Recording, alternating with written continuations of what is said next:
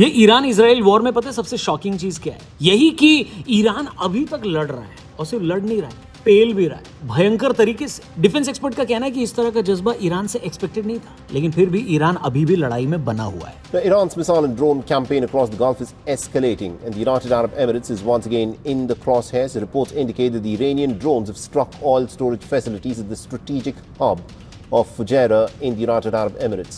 From the IRGC, Iran's Islamic Revolutionary Guard Corps has now informed the UAE that it considers US hideouts to be legitimate targets after the US struck Iran's Karg Island. हालांकि कई लोगों का यह भी मानना था कि Iran ने एक लंबे वॉर के लिए तैयारी करी हुई है, लेकिन वो अपने ही आसपास के गल्फ देशों को निशाना बनाने लगेगा और अमेरिका जैसी ताकत की भयंकर धमकियों के बीच भी स्ट्रेट ऑफ हॉर्मुज बंद कर देगा। ये किसी ने नहीं सोचा था। ईरान ने ये सब कर डाला। इसलिए जरा हमने सोचा कि उसकी बात क्यों ना कर लें जिसके दम पर हर लड़ाई लड़ी जाती है, यानी कि हथियार। तो किस देश के पास कितने हथियार हैं और कौन सा देश किस पर भारी है, इस वीडियो में वही समझने की कोशिश करेंगे। वीडियो पसंद आए तो चैनल को सब्सक्राइब करिएगा और ये वीडियो अपने दोस्तों से भी जरूर शेयर करना। शुरू करते हैं।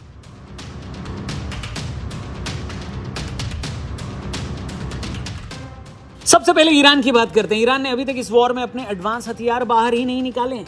वो अभी भी सस्ते ड्रोन्स और मिसाइल से ही काम चला रहा है और फिर भी ऐसा प्रिसिशन स्ट्राइक कर रहा है कि वो सस्ते हथियार भी भारी इंपैक्ट डाल रहे हैं। दुनिया देख रही है कि एक छोटा खिलाड़ी दुनिया के दिग्गजों की हवा टाइट किए हुए।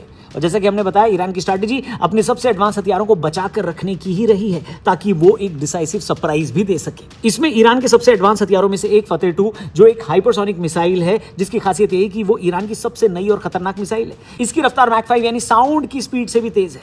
अब सवाल यह है कि इसका इस्तेमाल ईरान ने अभी तक क्यों नहीं किया। दरअसल इसे अभी हाल ही में पब्लिक किया गया है। यह मिसाइल हवा में अपना रास्ता बदलने में माहिर है, जिससे इजराइल का आयरन डोम भी इसे ट्रैक नहीं कर पाता। इसके बावजूद ईरान का मानना है कि वो इसे उस मौके के लिए रखे हुए है जब उसके पास मरने मारने वाली सिचुएशन आ जाए। इससे इस बात का भी हिंट मिलता है कि ईरान पूरी तरह से लंबे वॉर के लिए तैयार खड़ा है। इसके साथ ही वो दूसरा सबसे खतरनाक हथियार जिसके बारे में हम बात करेंगे वो है खॉरमशहर 4 या खैबर वॉरहेड, जिसकी खासियत यह है कि ये 2000 किलोमीटर दूर तक 1500 किलो का भारी भरकम न्यूक्लियर कैपेबल वॉरहेड ले जा सकती है।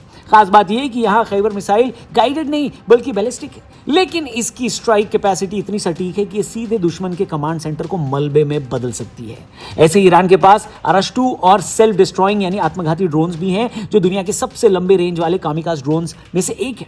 इसे खासतौर पर इजराइल के रडार और एयर डिफेंस सिस्टम को तबाह करने के लिए बनाया गया है। बड़ी बात यह है कि ईरान के पास 3000 से ज्यादा बैलिस्टिक मिसाइलें, ये सारे न्यूक्लियर कैपेबल मिसाइलें बनी है। ईरान ने अपनी कमजोरी को ही अपनी ताकत बना लिया दोस्तों। उसके पास बड़ी एयरफोर्स नहीं है, इसलिए उसने दुनिया का सबसे घातक मिसाइल और ड्रोन नेटवर्क खड़ा किया है। ईरान अपने ज्यादातर हथियार खुद बनाता है। उसने तेहरान और इस्फहान जैसे शहरों के बीच मिसाइल सिटीज बना रखी है, जहां ड्रोन और मिसाइलों की असेंबली लाइन भी चलती है। सोशल मीडिया पर ऐसी कई वीडियोस वायरल हैं जहां पर वो ऐसे मिसाइल सिटीज को दिखा रहे हैं वीडियोस बना बना के।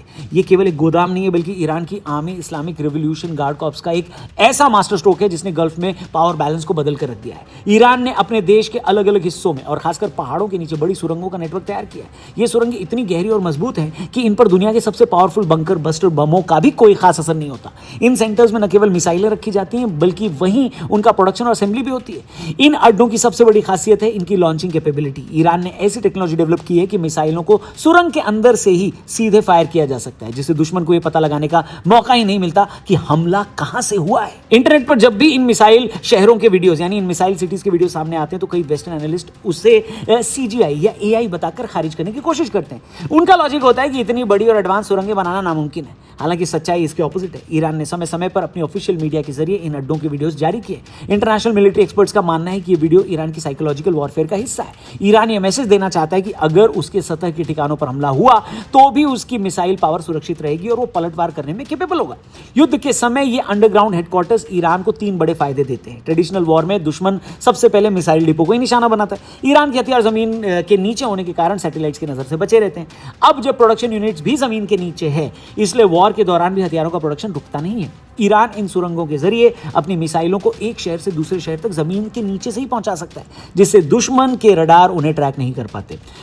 इन अड्डों में केवल पुरानी मिसाइलें नहीं है, बल्कि ईरान की घातक शहाब, खैबर और फतह हाइपरसोनिक मिसाइलें भी तैनात हैं। इसके साथ ही ईरान के मशहूर शहीद ड्रोन्स की पूरी फौज भी यहीं से कंट्रोल होती है। हाल के स्ट्रगल में हमने देखा कि ईरान के सस्ते लेकिन इफेक्टिव हथियार बड़े बड़े डिफेंस सिस्टम को भी चुनौती देने में कैपेबल है। ईरान का अंडरग्राउंड मिलिट्री इंफ्रास्ट्रक्चर केवल दिखावा नहीं है, बल्कि दशकों की मेहनत का नतीजा है। जहां जहां दुनिया इसे AI का कमाल मानकर नजरअंदाज करना चाहती है, वहीं ईरान के ऑफिशियल वीडियोस और वॉर प्रैक्टिस ये साबित करते हैं कि उनकी असली ताकत जमीन के ऊपर नहीं बल्कि पहाड़ों के सीने को चीर कर बनाई गई वो सुरंगों में उसकी असली ताकत छिपी है जो लोगों को दिखाई नहीं देती।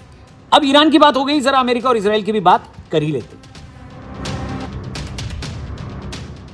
दरअसल सूरज को दिया दिखाने के बराबर होगा, लेकिन फिर भी जब उनको दुश्मनी करने में शर्म नहीं आई तो हमें बताने में क्या दिक्कत। दुनिया की नजरों में अमेरिका के पास F-35 जैसे स्टील फाइटर जेट्स, बड़े एयरक्राफ्ट कैरियर्स और दुनिया का सबसे बड़ा मिलिट्री बजट है। इजराइल के पास भी आयरन डोम और डेविड स्लिंग जैसा अचूक सुरक्षा कवच है, जहां अमेरिका का एक पेट्रियट मिसाइल इंटरसेप्टर करीब $40 लाख यानी 33 करोड़ का आता है। वहीं ईरान का शहीद 136 ड्रोन मात्र $20,000 यानी 16 लाख रुपए में तैयार हो जाता है। यही रीजन है कि ईरान ने इन दोनों देशों के लिए कॉस्ट ऑफ वॉर बढ़ा रखी है। लेकिन इन दोनों देशों यानी अमेरिका और इजराइल के पास स्ट्रैटेजी थोड़ी दूसरी है। अमेरिका से अलग इजराइल अपनी टेक्नोलॉजी को तब तक नहीं दिखाता जब तक पानी सिर से ऊपर न चला जाए। इसमें सबसे बड़ी ताकत है आयरन बीम लेजर डिफेंस, जो दुनिया का पहला laser based air defence system है। इजराइल हमेशा से लड़ते आया है, इसके लिए वो हमेशा तैयारी भी करता रहता है। इजराइल के लिए अटैक से ज्यादा डिफेंस की जरूरत है। ये मिसाइल दागने की बजाय लाइट बीम से दुश्मन के ड्रोन और रॉकेट को हवा में ही पिघला देता है। इसका फायदा यह है कि जहां एक इंटरसेप्टर मिसाइल करोड़ों की आती है, वहीं लेजर की एक शॉट की कीमत महज कुछ डॉलर्स की है। यह वॉर की इकोनॉमी को पूरी तरह बदल देगा। इसके साथ ही इजराइल के पास जेरिको 3 इंटरकॉन्टिनेंटल मिसाइल है, जो इजराइल की सबसे सीक्रेट मिसाइल है। माना जाता है कि यह न्यूक्लियर हथियार ले जाने में कैपेबल है और इसकी रेंज 6500 किलोमीटर से भी ज्यादा है। इसका इस्तेमाल तभी होगा जब इजराइल को अपने वजूद पर खतरा महसूस होगा। इसके अलावा EMP हथियार भी हैं, जो ऐसे इलेक्ट्रोमैग्नेटिक पल्स हथियार जिन्हें कहा जाता है जो बिना किसी को मारे पूरे ईरान की बिजली, इंटरनेट और मिसाइल कंट्रोल सिस्टम को एक झटके में जैम कर सकते हैं। पर मेरा सवाल है कि अगर जैम कर सकते हैं तो अब तक जैम क्यों नहीं किया गया? जब उनकी टॉप लीडरशिप को ऑलरेडी खत्म कर दिया गया है तो अब इन सारे एडवांस हथियारों का उपयोग करके उनको सरेंडर क्यों नहीं करवा रहे, रिजीम चेंज क्यों नहीं करवा पा रहे ये लोग? खैर, अब अमेरिका की भी बात कर लेते हैं, जो पूरी दुनिया में आग लगाकर प्रॉफिट छापने के लिए जाना ही जाता है। यही वजह है कि अमेरिका के लिए दुनिया में कहीं भी वॉर हो, प्रॉफिट का ही मौका होता है। अमेरिका इस वॉर में सीधे नहीं उतरा, लेकिन उसके पास वो हथियार हैं जो ईरान के अंडरग्राउंड ठिकानों को भी नहीं छोड़ेंगे। पहला B-21 रडार स्टील्थ बॉम्बर, जो दुनिया का सबसे एडवांस डिजिटल फाइटर प्लेन है। ये इतना चुपचाप उड़ता है कि दुनिया का कोई भी रडार इसे देख नहीं सकता। ये ईरान के उन गहरे अंडरग्राउंड बंकरों जहां न्यूक्लियर का काम हो रहा है उस पर बंकर बस्टर बम गिराने के लिए तैयार किया गया है। इसके अलावा डार्क ईगल हाइपरसोनिक हथियार भी इनके पास हैं, जो अमेरिकी सेना तैनात करने ही वाली है। ये मिसाइल 3000 किलोमीटर दूर बैठे दुश्मन को कुछ ही मिनटों में क्या कर सकती है राहुल जी? खत्म। इसकी स्पीड इतनी है कि दुश्मन को समझने का मौका भी नहीं मिलता। इसके अलावा ये 18G ग्रोवलर जहाज भी अमेरिका के पास है, जो कोई बम ही नहीं गिराता। तो इसका काम क्या आखिर? ये इलेक्ट्रॉनिक वॉर का राजा है। ये दुश्मन के पूरे कम्युनिकेशन को ही ठप कर देता है, जिससे उसकी मिसाइलें दिशाहीन हो जाती हैं। अब आप लोगों को ये पता चली गया होगा कि हथियार कौन कौन से हैं और किस किस के पास क्या क्या है। पर सवाल ये कि ईरान इस वॉर को मैनेज कैसे कर रहा है? ईरान सीधे वॉर लड़ने के बजाय मोज़ाइक डिफेंस और प्रॉक्सी वॉर की पॉलिसी अपनाता है। मतलब कि वो खुद सामने आने के बजाय अपने नेटवर्क के जरिए अमेरिका और इजराइल को उलझाए रखता है। ईरान ने लेबनान, सीरिया, इराक और यमन में अपने पैर जमा रखे। वो इन जगहों से इजराइल पर छोटे छोटे लगातार हमले करवाता है। इससे इजराइल की सेना थकती है और उनका खजाना खाली होने लगता है। ईरान एक साथ 100 सस्ते ड्रोन भेजता है। इजराइल को उन्हें गिराने के लिए अपने करोड़ों की मिसाइलें दागनी पड़ती है। ये इकोनॉमिक टॉर्चर है दोस्तों। ईरान ने अपनी सेना को छोटे छोटे टुकड़ों में बांटा है। अगर अमेरिका उनके मेन लीडरशिप को निशाना भी बना लेती है, जैसा कि निशाना बना चुकी है, तो भी ईरान की निचली यूनिट्स इंडिपेंडेंट रूप से हमला करना जारी रखती है और अभी भी जारी रखी हुई है। सवाल यह है कि अमेरिका घबरा क्यों रहा है? ये सुनकर अजीब लग सकता है कि जो देश पूरी दुनिया को हथियार बेचता है वो खुद डरा हुआ है। इसकी बड़ी वजह है सप्लाई चेन और कॉस्ट बेनिफिट रेशियो। यूक्रेन और मिडिल ईस्ट के वॉर ने अमेरिका के गोदाम खाली कर दिए। अमेरिका के पास हाईटेक हथियार तो हैं, लेकिन वो इतनी तेजी से दोबारा नहीं बन सकते जितनी तेजी से ईरान सस्ते ड्रोन बना लेता है। अमेरिका एक महंगा वॉर लड़ रहा है। उसके एक एयरक्राफ्ट कैरियर को प्रोटेक्ट रखने के लिए रोजाना करोड़ों डॉलर खर्च होते हैं। ईरान का टारगेट अमेरिका को हराना नहीं है, बल्कि उसे इतना थका देना है कि वो खुद ही इलाका छोड़कर चला जाए। अमेरिकी जनता अब दूसरे देशों में वॉर्स में टैक्स का पैसा बर्बाद होते देख नाराज हो रही है। ईरान इसी पॉलिटिकल विल को तोड़ने में काम कर रहा है। ईरान की स्ट्रैटेजी ने यह साबित किया है कि आज के दौर में वॉर जीतने के लिए सिर्फ भारी भरकम टैंकों की जरूरत नहीं है। ईरान दुनिया की तेल सप्लाई की गर्दन दबाकर बैठा है। अगर वो इस रास्ते को बंद कर दे, जो कि पूरी कोशिश कर रहा है ऑलमोस्ट बंद करने की, तो ग्लोबल तेल कीमतें आसमान छूने लगेंगी, जो कि ऑलरेडी दिख रहा है, जिससे अमेरिका समेत पूरी दुनिया की इकोनॉमी हिल जाएगी, जो कि ऑलरेडी हिल गई है। जब ईरान की मिसाइलें इजराइल के नेवातिम एयरबेस तक पहुंचती हैं, तो यह मैसेज जाता है कि इजराइल का सुरक्षा कवच उतना मजबूत नहीं जितना दावा किया जाता है। इससे इन्वेस्टर्स और आम जनता में डर पैदा होता है, जो कि किसी भी देश के डेवलपमेंट के लिए घातक है। वहीं अमेरिका अक्सर अपने हथियारों को इनविंसिबल दिखाता है, लेकिन रियलिटी यह है कि M1 एब्राम्स टैंक और ब्रैडली फाइटिंग व्हीकल्स भी एंटी टैंक मिसाइलों और सस्ते ड्रोनों का शिकार हुए हैं। कोई भी हथियार इनविंसिबल नहीं होता दोस्त, और अमेरिका अपनी फेलियर को अक्सर तकनीक तकनीकी कारणों के पीछे छिपाता रहा है। वहीं चीन और रूस अमेरिका के इन हथियारों को महंगा कबाड़ कहते हैं। दरअसल अमेरिका के हथियारों का घमंड अक्सर उसके मजाक का कारण बनता है और शायद इसी वजह से इस युद्ध में भी बन रहा है मजाक का कारण।